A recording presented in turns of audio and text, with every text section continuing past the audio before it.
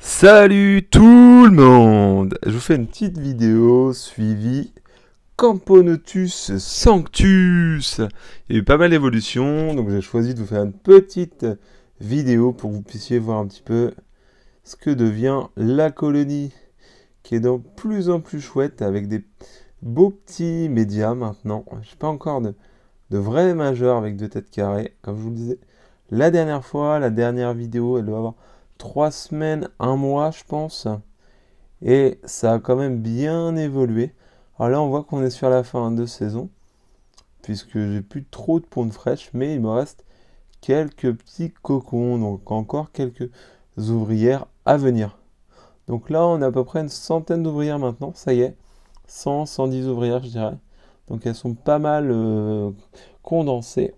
Mais voilà, quoi, ça évolue super bien, elles sont de plus en plus actives. Ça fait plaisir, parce que c'est une espèce qui était quand même un peu timide. Bon, elle sortait, hein, c'est pas des Turcastanus, mais elle c'était quand même un poil timide. Et là, on sent que le fait qu'elle soit un peu plus en nombre, et bah tout de suite, ça change tout. Donc ça a bien, ça pousse tranquillou bilou. Donc montrer un peu, toujours ce fameux dépotoir. Donc là, elles n'ont pas grandi depuis, puisque la colonie se développe. Elles ont commencé à m'en mettre dehors, donc c'est très bien, je vais pouvoir nettoyer tout ça. Parce que là, il y a quand même pas mal de saleté. La plante, toujours, hein, elle vit toujours.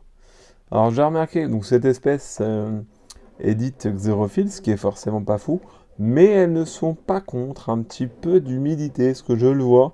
Quand j'arrose la plante, à peu près tous les 10-15 jours, je mets à la pipette, je mets un peu d'eau sur le sable, là que vous allez voir, ici, un tout petit peu, et du coup le nid est légèrement humide, en plus on le voit bien, puisque le mélange devient rouge vif, enfin rose vif, pardon, et du coup bah, les fourmis ont tendance à s'y coller, et donc voilà quoi.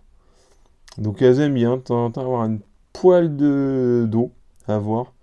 Après, elles consomment quand même l'eau, hein. Là, je leur ai fait un petit abreuvoir un peu à la Mendes, hein, je vous l'accorde, mais ça fonctionne, je les vois boire. Enfin, elles mangent bien, il n'y a pas de souci. Cette espèce-là n'est pas forcément très délicate. À la fondation, oui, quand il y a les premières ouvrières sur le liquide sucré, elles peuvent bouder un peu. Mais là, maintenant, elles mangent, elles mangent, elles mangent, elles mangent, hein. Ça passe, peu importe. Ça passe plutôt même bien. Voilà. Donc c'est un peu ce que je peux vous dire. Donc je vais vous faire une vue un peu du bac. Donc comme vous voyez, il y a quand même du monde en vadrouille dans l'air de chasse. Je sais pas si vous allez voir bien, ça va pas faire trop pixelisé. Le nid se comporte vraiment bien, il n'y a pas de moisissure. Bah, après c'est un nid principalement sec, hein. Mais j'ai pas de surprise, hein, pas de mortalité, rien. Là je peux vous dire que maintenant je peux confirmer que ce nid-là, c'est pas un placement de produit, hein. Ce petit produit-là, ce produit chinois, eh bien moi je vous dis que pour 13 balles, frais de port inclus, c'est carrément une super affaire. Parce que pour commencer, vous avez une aire de chasse qui reste petite, hein, mais qui est très bien pour une petite fondation, début de colonie. En plus, elle est assez haute, donc ça peut vous permettre de mettre soit de la déco comme moi j'ai fait, soit des abreuvoirs un peu plus hauts, mais ça se fait largement. Pour le prix, franchement, ça le fait avec un petit couvercle basique, mais voilà, au moins vous avez quelque chose de bien aéré. Honnêtement, bon produit quoi. Rapport qualité-prix imbattable quoi.